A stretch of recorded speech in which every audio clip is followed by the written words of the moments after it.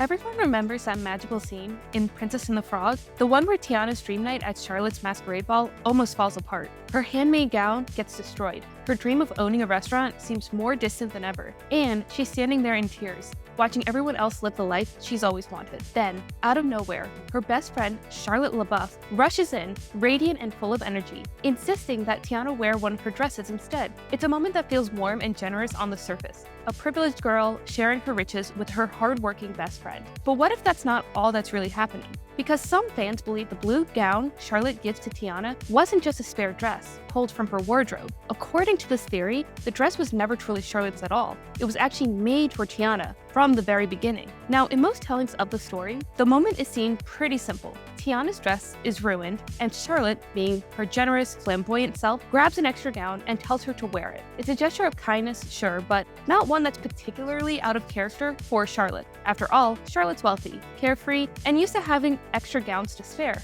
Why wouldn't she just hand one over? But the blue dress theory teases a hidden layer beneath the surface, a mystery that begs us to look closer and question what we think we know, beyond the obvious kindness into what the moment truly represents. Because the more you analyze that gown, the less sense it makes that it ever belonged to Charlotte at all. The first clue is actually seemingly small, but very telling, and that is Lottie's color palette. Throughout Princess and the Frog, Charlotte's visual identity is extremely consistent. Her world is drenched in pink, bubblegum, blush, rose, fuchsia, you name it. It's not just her clothing either. Her bedroom walls are pink.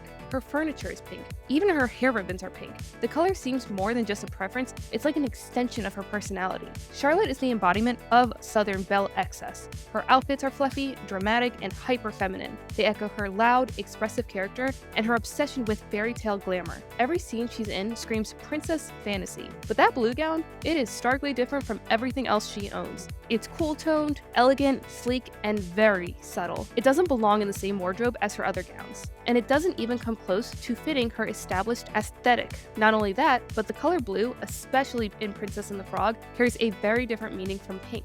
Pink represents fantasy, idealism, and privilege. Blue, on the other hand, symbolizes authenticity, depth, and a quiet confidence, all qualities that define Tiana. So right from the start, this gown isn't speaking Charlotte's language, it's speaking Tiana's. But it's not even just the color. Take a look at the actual construction of the dress itself. Charlotte's gowns are extravagant. They're made to be seen, not necessarily to be worn comfortably. They're big, puffy, and exaggerated, almost parodying the idea of princess fashion. Her dresses often include layers of tulle, ruffles, bows, and accessories that make her look larger than life. That blue gown, however, is something else entirely. It's sleek, streamlined, tasteful, in a way that feels more real than fantasy. Its silhouette is simple, more elegant, more grounded in 1920s fashion. When Tiana wears it, it looks completely natural on her, like it was made for her.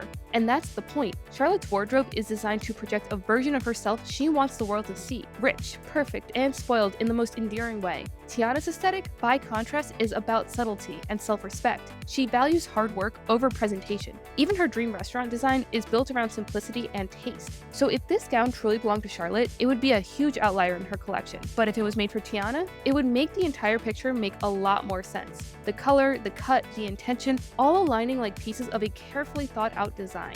Then there's the issue of fit, a detail that's easy to overlook but kind of important to note. In real life, and especially in the early 20th century when this story takes place, gowns were tailored. Women didn't just buy dresses off the rack the way that we do today. Everything was custom made to each woman's body. So how likely is it that a gown made for Charlotte, a petite, curvy socialite, would fit Tiana, a taller, more athletic woman, perfectly? Almost impossible. Yet when Tiana slips into that dress, it hugs her form as though it was sewn with her measurements in mind. No pulling at the seams, no awkward fit around the shoulders. It's literally perfect. If this were just a random extra gown, we'd expect it to look slightly off, especially considering how differently the two women are built. The fact that it fits so flawlessly suggests it wasn't designed for Charlotte's frame at all. It was tailored for Tiana. And that brings us to one of the most intriguing possibilities in the entire story: the connection between Charlotte's father, Big Daddy LaBouff, and Tiana's mother, Eudora. As we know, Eudora is an incredibly skilled seamstress. She's the one responsible for creating many of Charlotte's elaborate gowns. We even see her working in the LaBouff household, stitching dresses for Charlotte when she was still a little girl. Now, what if,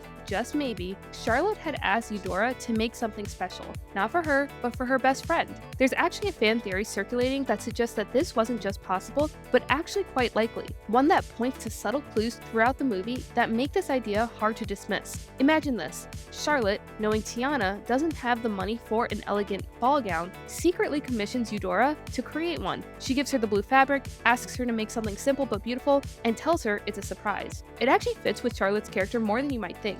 Despite her dramatic and spoiled behavior, Charlotte is genuinely kind-hearted. She doesn't look down on Tiana, she loves her like a sister. So if Charlotte had quietly worked with Eudora to make a gown for Tiana, it would perfectly align with her personality. A little over the top, yes, but deeply sincere. And Eudora would be the perfect person to make that dream possible. She's not just a seamstress, she's Tiana's own mother, who would know Tiana better than anyone else, even down to some of her physical measurements. At this point, the theory becomes more than just a detail about a wardrobe. It becomes a reflection of love and understanding. If the blue dress was made for Tiana all along, then the moment Charlotte gives it to her isn't an act of charity, it's more of a reveal. Almost like Charlotte saying, "You belong here and you deserve this." It's an act of validation at Tiana's lowest emotional point, when she feels humiliated, unworthy, and hopeless. Charlotte's gesture becomes more than just the sharing of a gown. It's a reminder that Tiana's dreams are not foolish or out of reach. And remember, in Disney's storytelling, gifts are almost never just physical objects. They're usually symbols. Think of Ariel's fork,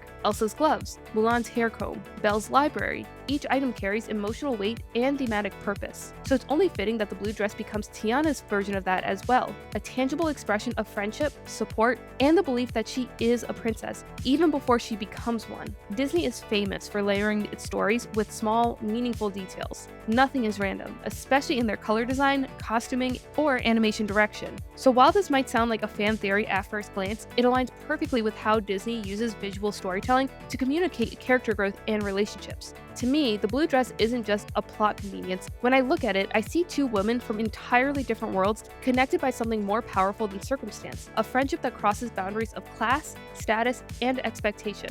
It's also a reminder of how Disney weaves emotion through design choices, making even fabric and color part of the story. I think the creators knew exactly what they were doing, letting the costume design become a silent storyteller. When I notice how seamlessly the dress fits both visually and emotionally, it feels deliberate, almost like the gown itself is a character, representing connection and shared destiny. We often hear the saying, "Fix another woman's crown without telling the world it was crooked." That's exactly what Charlotte does. She doesn't make a show of her generosity, she doesn't tell anyone at the ball that Tiana's dress was her idea, she simply acts, quietly and selflessly. To me, that is sisterhood. Because for all of the female friendships we see across Disney's filmography, very few are as unshakably pure as Tiana and Charlotte's. There's no jealousy, no rivalry, no hidden agenda. Charlotte doesn't envy Tiana's ambition, and Tiana doesn't resent Charlotte's privilege. Instead, they lift each other up in ways that feel authentic and deeply human. Their bond feels refreshingly real, grounded in mutual admiration rather than competition. I see in their friendship a quiet understanding. They encourage one another without trying to change each other,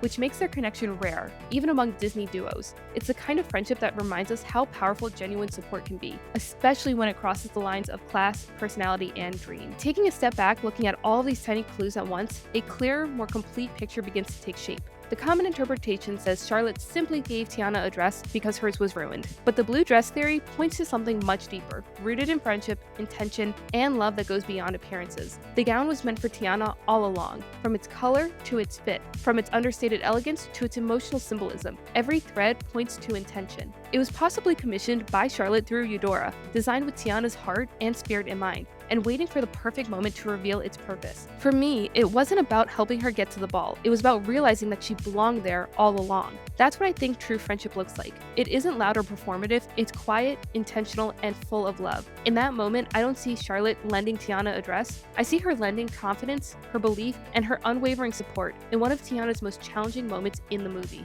But I'm curious to know what you think. Was this blue dress really just one of Charlotte's extras, or was it crafted, perhaps even in secret, specifically for Tiana, waiting for the moment she needed it most? Or do you think it's just another fans overanalysis? I like to think the former. I think Disney hides magic in its movies with these little pockets of meaning, but as always, it's up to the individual interpretation. Be sure to let me know what you think in the comments below.